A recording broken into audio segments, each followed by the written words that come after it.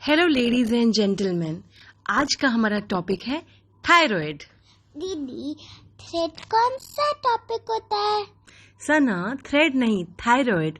क्या तुम्हें पता है थायराइड ग्लैंड हमारी बॉडी का बहुत इंपॉर्टेंट ग्लैंड होता है और ये सही से काम करता है तो हमारा एनर्जी लेवल और डाइजेशन बैलेंस रहता है। अदरवाइज हमें फटीग होता है।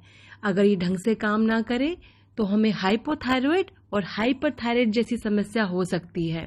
हाइपोथायराइड में ये कम काम करता है, अंडर रिएक्टिव होता है, और हाइपोथायराइड ये बहुत ज़्यादा ओवर रिएक्टिव हो जाता है। एंड दोनों ही में हमारी बॉडी में रिएक्शंस होने लगते हैं। उसी के बारे में हम आज बात करेंगे। इसके कॉजेज क्या क्या हो सकते हैं, जैसे कि एनवायरमेंटल फैक्टर्स। दीदी, मुझे इसके कॉजेज जरूर जानने हैं। और कॉजेज जानने हैं। ओके, तो इसका एक कॉज स्ट्रेस भी है। अगर जो बहुत लोगों में स्ट्रेस होता है तो भी हाइपोथायराइड हो सकता है, अपार्ट फ्रॉम एनवायरमेंटल फैक्टर। और क्या तुम्हें मालूम है जो लोग स्मोकिंग करते हैं उनको भी थायराइड हो सकता है, इसलिए स्मोकिंग करना बहुत गलत है। उसके अलावा नॉर्मली देखा गया है प्रेग्नेंट लेडीज में भी थायराइड काफ़ी मात्रा में हाइपर या हाइपो हो सकता है।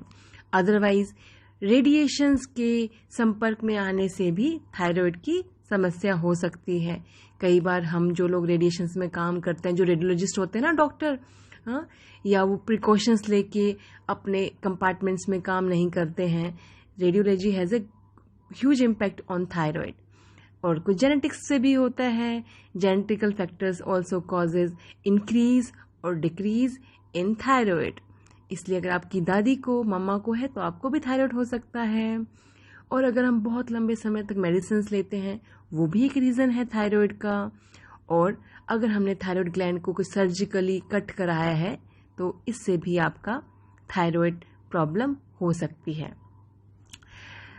अब थायराइड में क्या क्या सिम्टम्स होते हैं। अगर आपका हाइपोथायराइड है, मतलब वो अंडर रिएक्टिव है, तो आपका वेट गेन होगा। और अगर हाइपरथायराइड है, ओवर रिएक्टिव है, तो आपका वेट लॉस होगा। और आपको कोल्ड, कफ, स्नीजिंग हो सकती है क्योंकि आपकी इम्यूनिटी वीक होगी।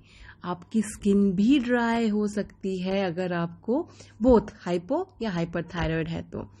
आपको मेंस्ट्रुअल साइकिल जो होती है वो डिसबैलेंस हो जाती है।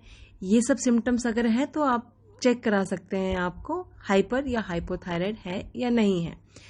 अब हाइपोथायराइड के लिए आपको क्या डाइट लेनी होती है।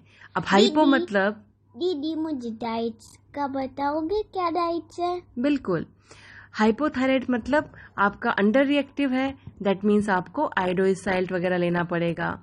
और हाइपरथायराइड मतलब आपका ओवर रिएक्टिव है तो आपको सॉल्ट वगैरह कम करना पड़ेगा। और इसके लिए आपको क्या क्या एक्सरसाइज कर सकते हैं, जैसे कि हलासन। बेसिकली वो सब एक्सरसाइज जिनमें आपकी नेक के ऊपर प्रेशर पड़ता है वो इसमें बेनिफिशियल होती है। भुजंगासन में भी देख रही हो ना तुम, नेक पे स्ट्रेच आता है तो आपका ग्लैंड एक्टिवेट होता है, राइट।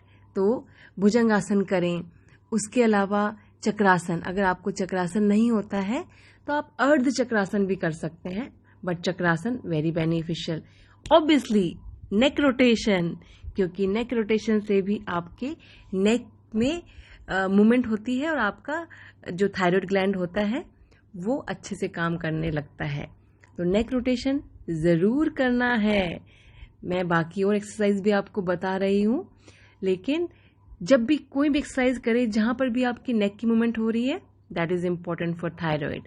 ये आपका अर्ध चक्रासन है, राइट।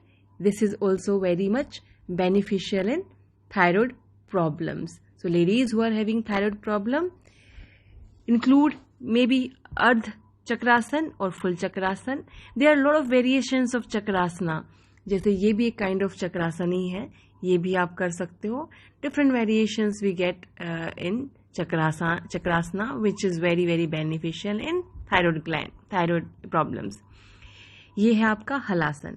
अगर आपसे नहीं होता है तो आप किसी की हेल्प से भी कर सकते हो, लेकिन आपको हलासन जो है वो भी आपको बहुत ज़्यादा बेनिफिशियल होता है आपके थायराइड प्रॉब्लम्स में। दिस इज अर्ध मत्स्येंद्र आसन।